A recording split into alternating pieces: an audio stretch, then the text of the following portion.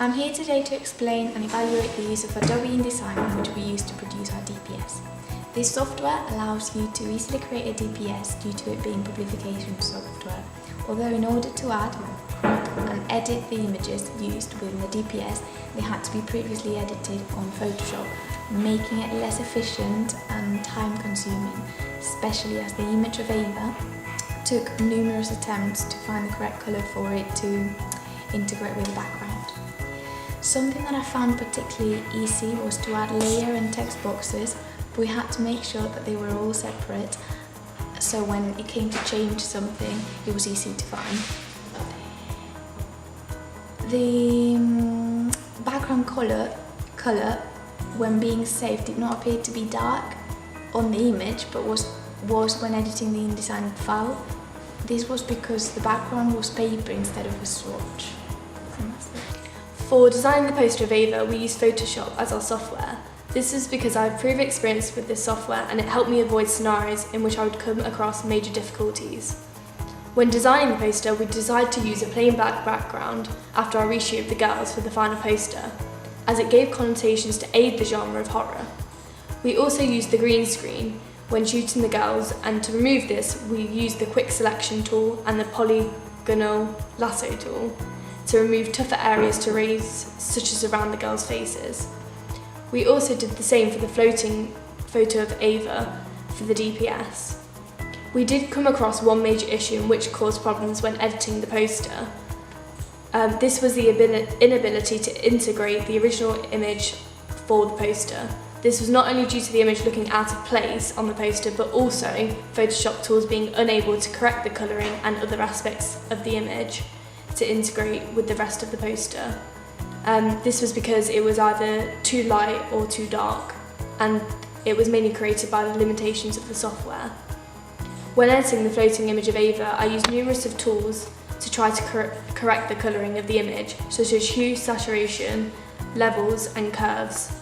Whereas with the doll, the only adjustment I made was using the brush tool to merge it with the background.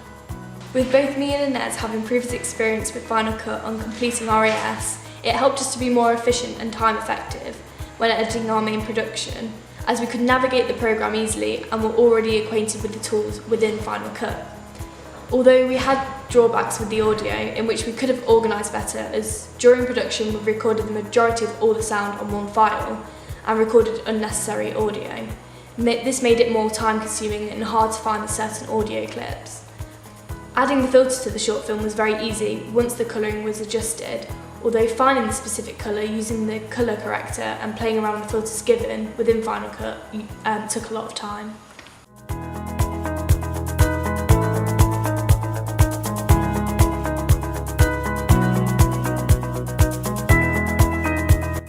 For all three of our products, we use the Canon 750D DSLR due to me being experienced with the camera, and also, as I use my own, we were able to be more flexible with filming dates. We used the 50mm lens throughout the filming of our main production, as this helps film in low-key lighting as well as adjusting the camera settings. However, evaluating this, I should have reacquainted myself with the camera settings for low-key lighting through tutorials and articles, as this could have potentially made the camera quality slightly better. Although, because I had previous experience with using the camera in low-key lighting, I was able to apply my knowledge when using the camera at production. I used the camera to also capture all the images included on the poster and the DPS. I used the camera to also capture all the images included on the poster and the DPS. This was to ensure maximum and professional quality. There were no issues with shooting the photo for the DPS and poster, except for the photo of the girls used in our first draft of the poster, as this photo was grainy, but this was more due to lack of lighting rather than not knowing how to use the camera. During our production, we used the H4n and boom mic to record our audio.